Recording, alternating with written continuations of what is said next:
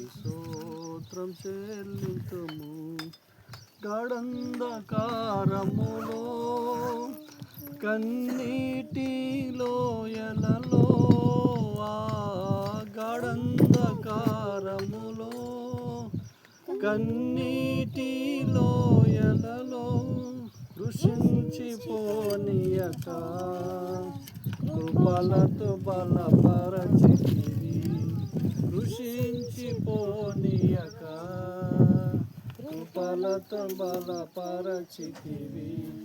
స్తోత్రం చెల్లింతుము, స్తుతి స్తోత్రం చెల్లింతుము.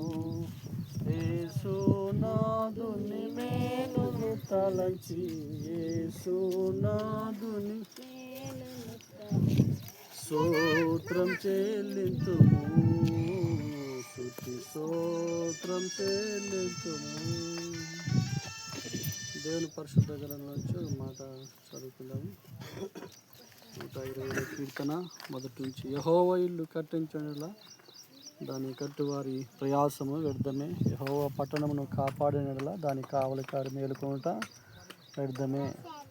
అదేవిధంగా హెబ్రీయులకు రాసిన పత్రికలో మాట ఉంటుంది, ప్రతి ఇల్లును ఎవని చేతను వారి చేత కట్టబడును, సమస్తమును కట్టువాడు దేవుడైన యెహోవానే కనుక ఈ ఇంటిని కూడా దేవుడే ఈ పునాది తీసిన మొదలుకొని ఇల్లు అంతా ముగించేంత వరకు దేవుడే తోడై ఉండి ప్రతిదీ సహాయం చేసి దేవుడు కట్టించి తన నామ మహేశ్వరులు దీనికి కావాల్సిన అన్నిటి దేవుడు సమకూర్చి సహాయం చేసి నడిపించును గాక. ప్రార్థన చేసుకుందాం.